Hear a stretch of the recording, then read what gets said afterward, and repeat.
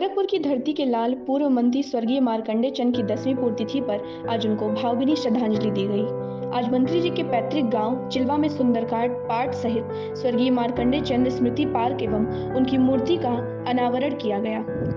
आपको बता दें कि स्वर्गीय मार्कंडेय चंद का जीवन गरीबों और समाज के अंतिम पायदान पर खड़े व्यक्ति और समाज को न्याय दिलाने के लिए याद किया जाता है।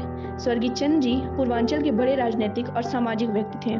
स्वर्गीय मंत्री जी के पुण्यतिथि के अवसर पर आयोजित इस कार्यक्रम में चिल्लूपार के विधायक राजेश त्रिपाठी, बांसगांव के विधायक विमलेश पासवान, गगहा ब्लॉक प्रमुख शिवाजी चंद सहित तमाम गणमान्य व्यक्ति सम्मिलित हुए हैं। आज उनकी पुण्यतिथि के अवसर पर उनके बड़े बेटे एमएलसी सीपी चंद ने उनके स्मृति में उनकी मूर्ति का अनावरण करते हुए ये कहा है कि किसी अपने के जाने का दुख बहुत होता है। हम जानते हैं कि हम इस व्यवस्था में कोई परिवर्तन नहीं कर सकते हैं, स्वीकार भी है लेकिन पूरा भी मौत होती है। और जब ऐसे व्यक्ति का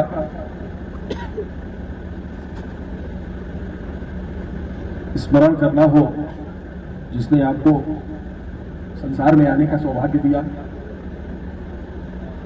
संसार में चलने की शिक्षा दी, संसार में अपना मुकाम बनाना और परिवार और पिता के यश कृति को संभालने की जिसने शिक्षा दी हो उसको स्मरण करना बहुत भावुक क्षण होता है। आज ये जो कार्यक्रम हुआ लोकार्पण का, इसके विषय में पिताजी के जितने भी शुभेच्छु और मित्र पुराने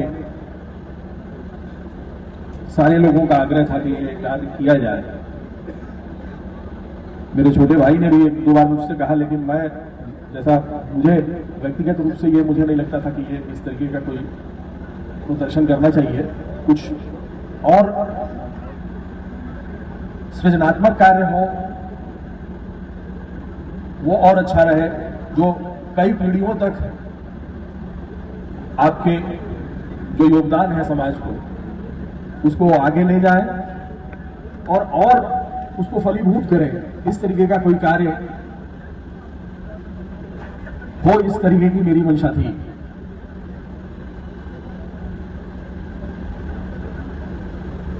छोटे भाई अरुण चंद जी से मैंने कहा कि व्यक्ति तो चला जाता है लेकिन उसका कृतित्व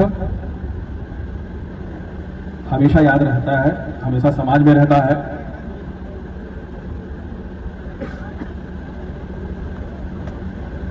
और अगर किसी ऐसे व्यक्ति ने समाज को इतना कुछ दिया हो तो उनके इस मार्गदर्शन को, इस दिशा निर्देश को आगे सदैव कायम रखने के लिए जो सबसे अच्छा माध्यम मैं समझता हूं कि कोई संस्था खड़ी की जाए, तो उस पर ज्यादा मेरा जोर रहा।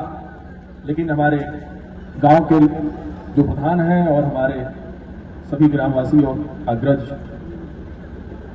सबकी ये मंशा थी कि ये इस तरह की व्यवस्था की जाए, यहाँ एक मूर्ति की स्थापना की जाए।